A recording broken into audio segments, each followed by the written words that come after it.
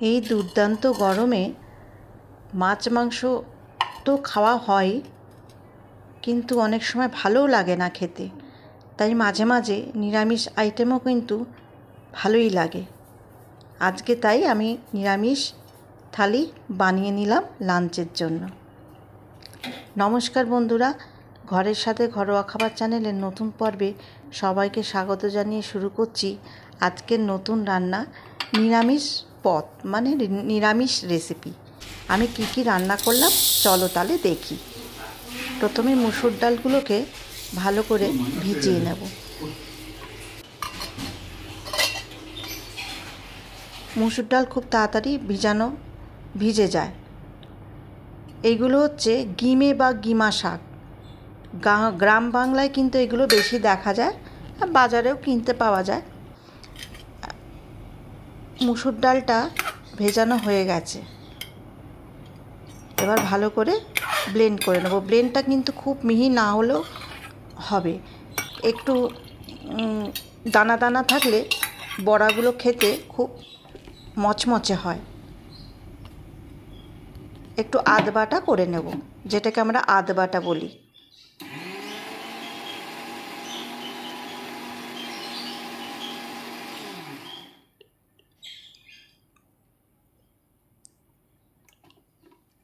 হয়ে গেছে, একটু দানা দানাও আছে, খুব মিহি পেস্ট করিনি, ঠিক এরমভাবে বেটে নিতে হবে।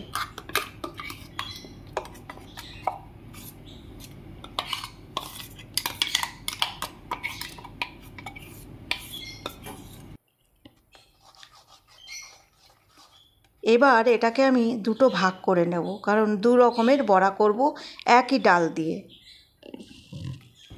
এটা এই পাশেরটা খুব অল্প বড়া করব, যেহেতু এটা গিমা শাক একটু তেতো, কিন্তু এর উপকার প্রচুর। যেমন কোষ্ঠকাঠিন্য সারাতে সাহায্য করে, তারপরে যাদের অ্যাজমা আছে ভিটামিন সি এর অভাব পূরণ করে, তারপরে স্কিন ডিজিজ থাকলে হাড়ের ব্যথার জন্য গিমা শাক কিন্তু খুব উপকার। এছাড়া গিমা শাক ওজন কমাতেও সাহায্য করে। প্রত্যেকটা শাকের কিন্তু প্রত্যেকটা আলাদা আলাদা গুণ আছে, তাই শাক খাওয়া শরীরের পক্ষে খুবই ভালো, এবং প্রতিদিন শাক খাওয়া ভালো। তবে একই শাক প্রতিদিন না খেয়ে এক এক দিন এক এক রকম শাক খাওয়াটা খুব ভালো শরীরের পক্ষে। এটা মোটামুটি 4টে বড়া হবে, কারণ এটা তিতো শাক তো, তাই বেশি কেউ খেতে চায় না। একটু চালের গুঁড়োও দিয়ে দিলাম, কাঁচা লঙ্কা দিয়ে দিলাম, ব্যাস, আর কিচ্ছু এতে মেশাবো না। এটাই বড়া করে নেব। খুব অল্প তেলে এটা বড়াটা ভাজবো। যখন গরম গরম ভাজবো তখন লবণটা মেশাবো, এর আগে কিন্তু লবণ মেশাবো না, নাহলে জল কেটে যাবে।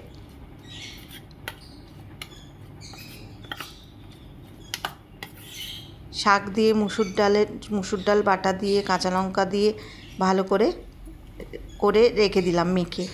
এইবার এই দিকে বড়া করব মুসুর ডাল, পেঁয়াজ কুচি আর ধনেপাতা কুচি, লঙ্কা কুচি, এই দিয়ে মুসুর ডালের বড়া গরম গরম ডালের সঙ্গে খেতে খুব ভালো লাগে, বিশেষ করে গরমকালে যখন মাছ মাংস আর খেতে ইচ্ছা করে না।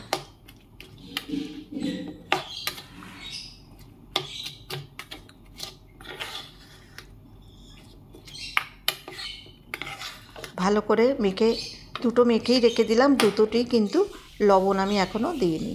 এইদিকে ডালটা সিদ্ধ হয়ে এসছে, এখানে সাদা জিরে ফোড়ন আর কালো জিরে ফোড়ন দুটোই একসাথে ফোড়ন দিয়ে দিলাম। এই ডালটা খেতে খুব ভালো লাগে। আর একটা শুকনো লঙ্কা ফোড়ন দেব। এবার ছক দিয়ে নেব। ছক দিয়ে ঢাকা দিয়ে দিলাম, তাহলে গন্ধটা খুব ভালো হয়।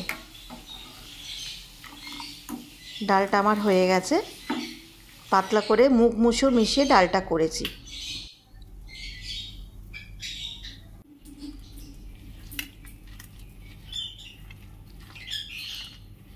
এইবার ভাজবো, বড়াগুলোকে ভাজবো, ভেজে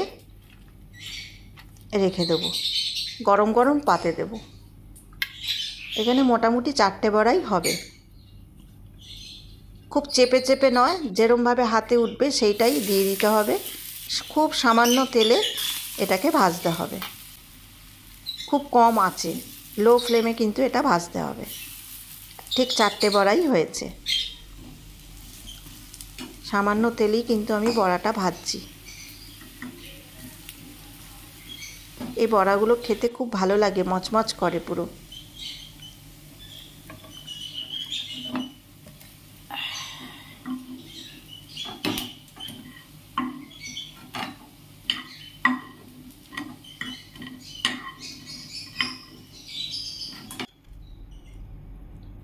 এবার আর একটা বড়া করব, এর মধ্যে এবার ধনেপাতা কুচি করে দিয়ে দিচ্ছি। এটা মুসুর ডালের বড়া। পেঁয়াজ কুচি আগে দেওয়া ছিল, এবার ধনেপাতা কুচি, কাঁচা লঙ্কা কুচি দিয়ে, লবণ দিয়ে এবার এইগুলোকেও ভেজে নেব।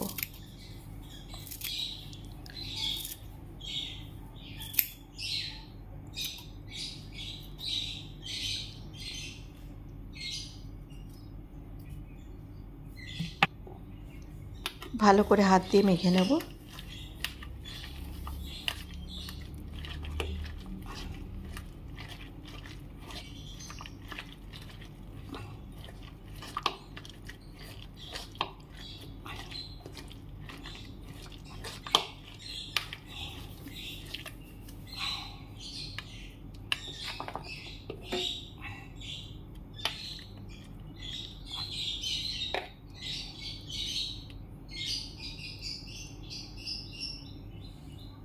এবার তেলে ছেড়ে দেব।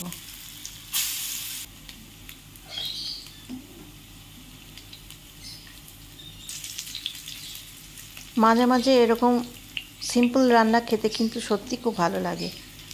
আর যখন গরমকাল পড়ে তখন তো মনে হয় শুধু ডাল ভাত, একটু টক ডাল বা একটুখানি আলু ভাজা, মানে এরম ধরনের হালকা খেতেই ভালো লাগে।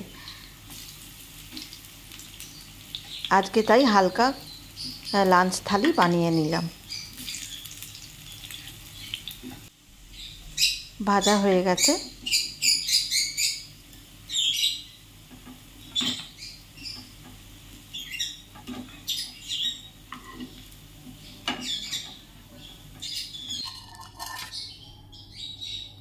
এবার লাঞ্চ থালিটা সাজিয়ে নেব।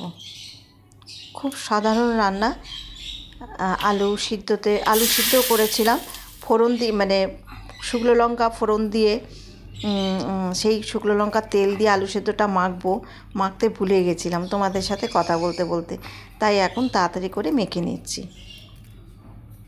কিছুই না, আলু সেদ্ধ আর তেলের মধ্যে শুকনো লঙ্কা ফোড়ন দিয়ে লঙ্কাগুলোকে একটু ভালো করে ভেজে সেটাকে আলু সেদ্ধ দিয়ে মাখবো। এই আলু সেদ্ধটা খেতে আমার তো খুবই ভালো লাগে। তোমরাও এরকম করে একবার করে খেও। তোমরা সবাই জানো এরকম আলু ভাতে মাখতে, এটা শেখাবার কিছু নেই।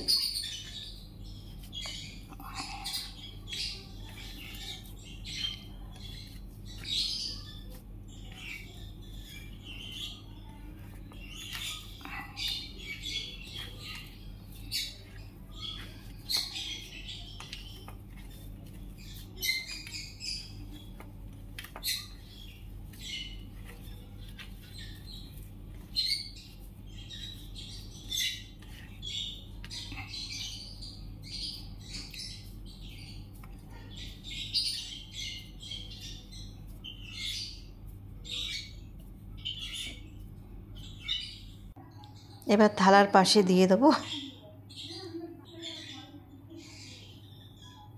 এটা গিমে শাকের বড়া, দুটো দিলাম।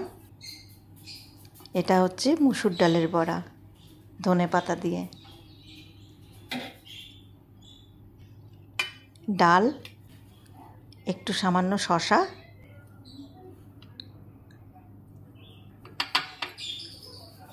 সাধারণ রান্নাকে একটু সাজিয়ে দিলে ভালোই লাগে। আর ওপরে একটা কাগজি লেবু। তাহলে আজকে আমার লাঞ্চ থালি তোমাদের দিকে কেমন লাগলো? খুব হাস্যকর ব্যাপার, কিছুই সেরকম নেই। ডাল ভাত, আলু ভাতে আর ডিমের শাকের বড়া আর হচ্ছে মুসুর ডালের বড়া, শসা, লেবু। খুব সাধারণ খাবার, কিন্তু এই গরমকালে এটা খুব ভালো যায়।